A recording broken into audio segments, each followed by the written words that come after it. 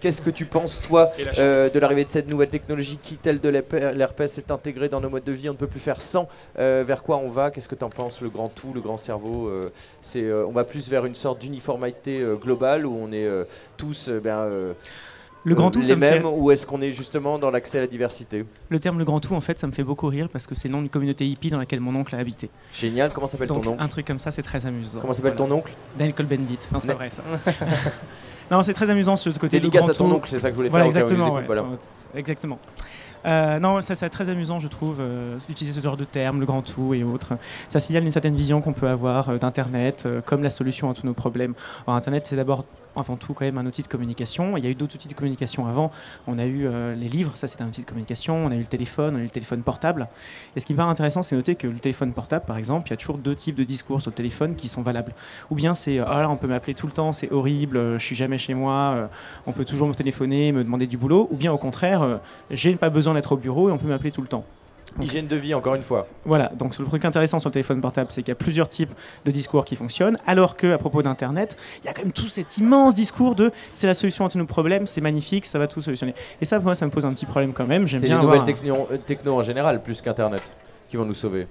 Je pense que les nouvelles techno peuvent jouer un rôle, mais il n'y a pas de solution technique à un problème humain. Ça, j'en suis tout à fait persuadé. Alors, c'est le problème, c'était l'exemple que tu prenais tout à l'heure, avec oui, mais les recettes de bombes sur Internet, bah oui, mais c'est le problème. C'est que même dès les débuts de l'imprimerie, les types qui voulaient faire des bombes écrivaient des bouquins dans lesquels ils racontaient ce qu'ils voulaient faire, tout simplement.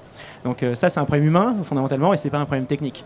Alors, non, mais quand on vient dans le grand tout, quand même, il se passe ce phénomène génial, c'est qu'on peut tous communiquer ensemble, voire peut-être je me sens seul chez moi, j'ai des idées, tous les gens autour de moi, j'ai fait mon saut quantique dans la nuit, personne ne s'en est rendu compte et ils me prennent pour un fou. Du coup, je commence à développer d'autres idées. Il se trouve que j'avais vu des choses comme ça sur Internet et je me sentais seul parce que j'étais le seul à les partager. Mais grâce à Internet, j'ai vu qu'il y avait des gens qui étaient comme moi, des mêmes que moi, qui me rassuraient, qui m'ont dit il y a des humains. Mais continue quoi. Internet, il faut se rappeler, c'est pas des ordinateurs qui parlent à des ordinateurs, c'est des humains qui parlent avec des humains à travers des ordinateurs. Et ça, c'est beaucoup plus intéressant. C'est ce que tu disais. Internet, faut pas se focaliser sur la technologie. C'est un outil, on est d'accord. Ah, mais la technologie est pas intéressante. Elle peut être remplacée, elle peut pas laisser de cela. Facebook, c'est pas intéressant parce que Facebook peut être remplacé.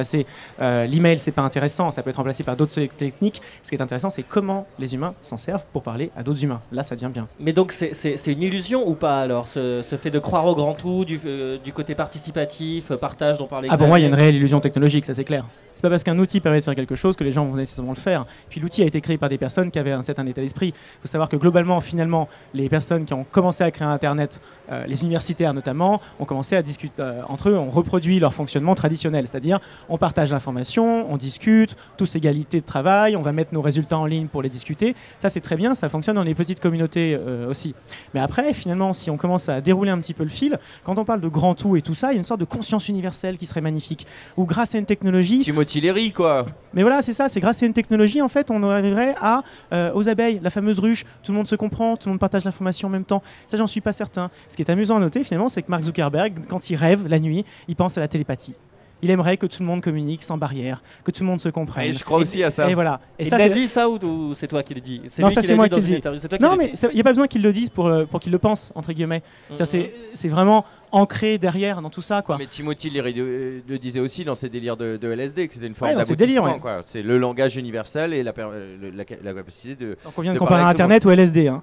Mais c'est bien ça. Si c'est le nouvel opium du peuple, alors oui. Non, l'opium et le LSD c'est très différent, cher ami, en termes d'effet. Je pense que le LSD te pousse à faire des choses, alors que l'opium, j'en ai jamais pris de ma vie, contrairement au LSD, te rend plus amorphe, allongé et dans ton monde à toi et dans ta tête à toi. Une question avant de repartir en musique avec Guillaume Fédou qui s'est préparé, c'est que j'étais à une conférence à l'UNESCO sur les nouvelles technologies. Il parlait justement de l'évolution des technologies de grammatisation, l'imprimerie, la radio, ces moyens qui évoluent, et il comparait ça à l'évolution de la taille des sociétés, c'est-à-dire qu'avant l'imprimerie, on était plutôt dans des petites communautés. L'imprimerie a fait naître les grandes villes. Et ensuite, tout viendrait de la culture, alors. Je fais une grosse ellipse pour arriver à ma question, qui serait, avec l'Internet aujourd'hui, est-ce que la notion d'État a encore du sens? Est-ce que même la notion de continent a encore du sens? Est-ce qu'il ne faudrait pas inventer d'autres modes de vie à plusieurs liés avec ces technologies? Prenons les plus grands partisans qu'on peut avoir, par exemple, de thèmes comme la neutralité du net. qui sont ici présents dans la chambre à air, c'est les premiers à aller râler et à aller demander à l'État de garantir quelque chose. Mais ça, c'est les C'est-à-dire Français qui font ça. Non, mais aller garantir Parce que quelque tous les chose. hackers français Mais non. ont été récupérés par les services de police, Oui, contrairement mais aux autres pays. oui, mais ils sont super contents de dire regardez en Hollande, regardez en Islande, ils l'ont mis dans leur constitution, c'est magnifique. Dans la constitution, c'est un truc complètement étatique. Donc pour moi, bien sûr, les États, comme d'habitude, ont vocation à intervenir dans le domaine d'Internet. Mais est-ce parce qu'ils ont qu'Internet encore n'est du pas sens un ailleurs. Est-ce qu'ils Internet, ont c'est encore du maintenant. sens, ces États-là? Oui, parce que Internet n'est Pourquoi pas un nouveau territoire. Internet, c'est maintenant, c'est ici, c'est tout de suite, c'est nous. C'est pas un ailleurs. On n'est pas en train de découvrir une nouvelle planète. C'est notre planète. C'est maintenant. Il y a quand même la question de comment tu adaptes ta réponse démocratique ou de puissance régalienne à des protocoles qui sont totalement inconnus de ton disque dur démocratique, quoi, tu vois, si j'ose dire. Ouais, mais protocole et disque dur sont deux termes techniques. Encore une fois, la technologie ne m'intéresse pas, c'est l'humain qui m'intéresse.